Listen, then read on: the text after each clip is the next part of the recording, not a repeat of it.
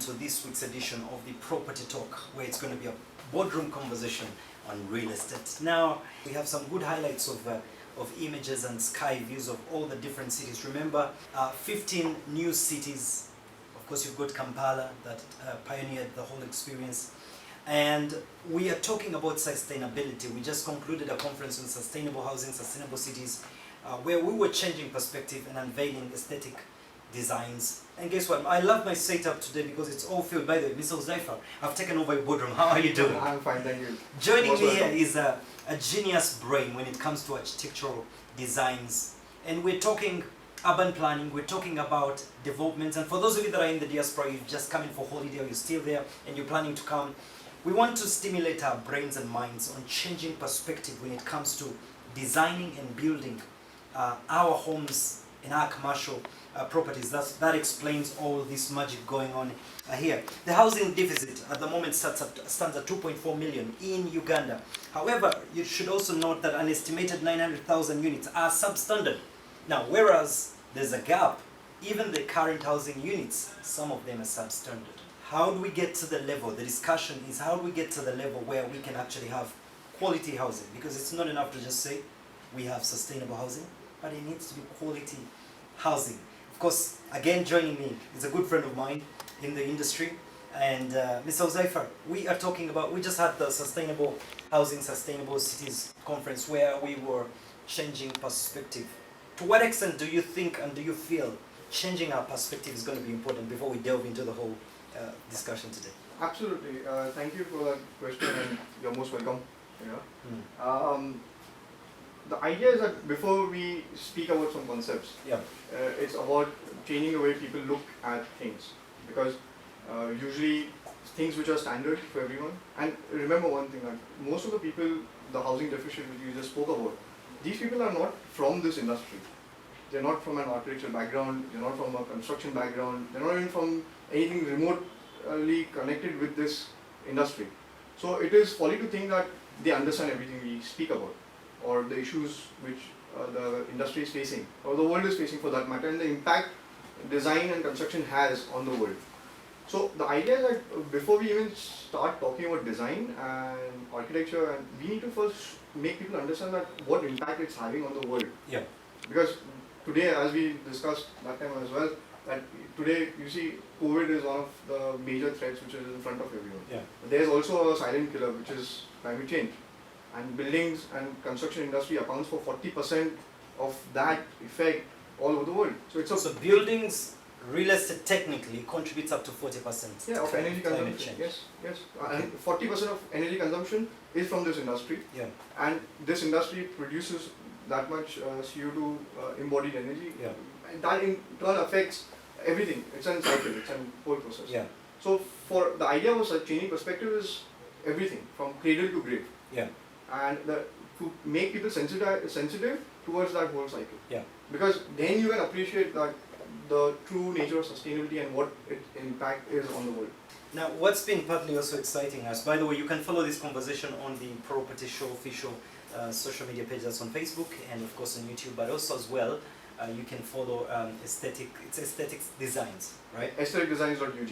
In the diaspora. And changing perspective, you can also follow this conversation on aesthetic developers on Facebook website and Instagram. Now, Ms. Huzaifa, we talk sustainability in housing, and somehow, somewhere, we usually differentiate and separate sustainability with quality.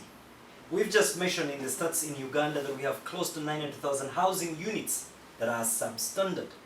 Where is this coming from? How are you fighting it at aesthetics, especially with the current project that's exciting everybody? Habitat 854. 854 that we're going to look at shortly. Tell us about the whole... The quality and sustainability Yeah. part. Let me put it this way, that quality is an integral part of sustainability, because for anything to sustain, it has to be well built. Yeah. It has to have quality to sustain. Yeah. So it is an integral part of sustainability. Now what's happening today here is, we were talking about quality, and quality is multi-faced, because we are talking about quality of build, we're talking about quality of space, we're talking about quality of light and quality of use. So when people talk about quality, sometimes they think about durability only, or they think about good quality materials. It's not limited to materials. it's also quality of space. Allow me to ask you before you move on. So is it possible to have a balance and achieve quality housing that is affordable? Because Yes, that's yes. also another very key thing, because we have a market whereby at times when we talk affordable housing, the concerns with the consumers is that what the developer presents is pretty much like, come on, you asked for affordable housing and I'm going to lower the standard so that you can afford it. So how do you attain the balance between quality, sustainability, of course, but for a good price? You know, the construction industry is one of the most backward industries in the world. Mm-hmm. Why? It's because the construction technology and technique has not changed drastically. If you look at the way our phones were manufactured 10 years back compared to today, it's completely different. And that's why you see that let's just talk about a simple computer processor. We all use it somewhere down the line. And you see the power it gives you for that same price versus 10 years back. But construction has not moved so far. We are still there in the same price, same methodology of construction, same materials. Everybody predominantly uses concrete still. So the idea is that, as you mentioned, the key is to change the methodology and technique and technology of construction altogether. Yeah. Explore new materials, explore new methods of construction, and as you mentioned, that quality control needs to come in. Yeah. Now, something which is manufactured in a factory is under strict quality control checks. But when you go on site and when you're making it on site, things completely change. There are a lot of variables involved in it. Now, let's talk Habitant 854. First and foremost, why did you name the project Habitant 854? Where does this come from? We wanted the project, as we discussed about the designs, that the designs are site specific, tailor-made for that site. We believe that you cannot pick this building up and put it next to it, because it will lose the relevance of design. Yeah. So we wanted a name which is site specific to it, and it embeds all the philosophy which we want to put into the design as well. So Habitat itself is talking about an ecosystem where everybody is living together. Yeah. And it's not only humans, it's the whole ecosystem. Yeah. And the number is the plot number. So number. Finally in Uganda we can begin to progress towards having an actual plot number. You know, previously you tell somebody, send me a pen, where's your address? You go, you'll find a mango tree, come down and you will find a guava tree, and you turn on a border state and you go up. That I think is a great innovation. Now, when we talk, you mentioned something very vital, that your design layout and plan does not start with the plot or structure. You mentioned that it starts with this space over there. Yes. What do you mean by that? What we do is, when we design, the first thing we do is we study the site and what is around the site. So our design predominantly starts here, not on the plot itself. Okay. Because what people forget is your building has an impact on the surrounding, and the surrounding gives you a lot of cues to the building design itself. Yeah. Like for example, this plot, for us, it is on the northern bypass. And for us, it was very, very important to understand that the impact the northern bypass is going to have on our plot. That is maybe through sound, through light at night, the views itself. So we had to make sure that our building, because if you don't, and if you only look at this plot in isolation, you would never respond to the northern bypass. You would never respond to the Columbia Ring Road. You wouldn't respond to the contour, because the site is on a contour. And this can show, it shows it well that you see the site is up and the northern bypass is lower. Yeah. So suddenly things change. The way you respond to the surrounding, that dictates your design and build. And we don't start designing on a plan. That is the biggest difference. That we believe that the massing has to be optimized. And if you optimize the mass of the building and you've made all the efficiencies into the mass, then the floor plans automatically become efficient. Okay. So now, where is the location of the Habitant so 854? The 854 is very close to the Kisasi roundabout, which is closed right now under construction, and it touches the Columbia Ring Road, the newly tarmacked road.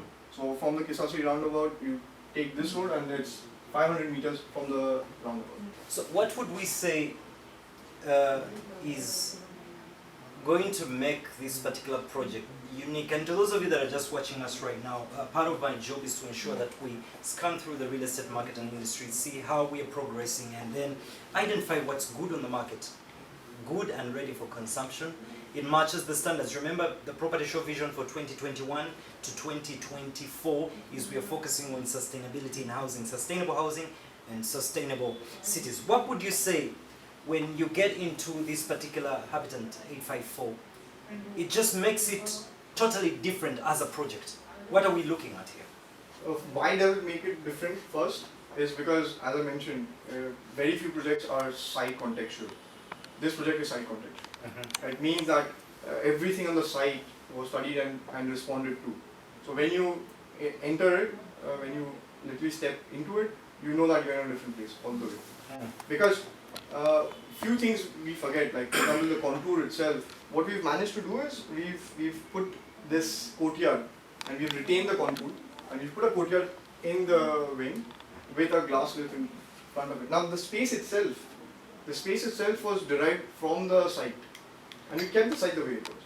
So what happens is when you don't expect an courtyard in that kind of a space, so that wow factor, you know, that thing which you don't expect, and just imagine you're walking through a small space and suddenly that space opens up into a big space.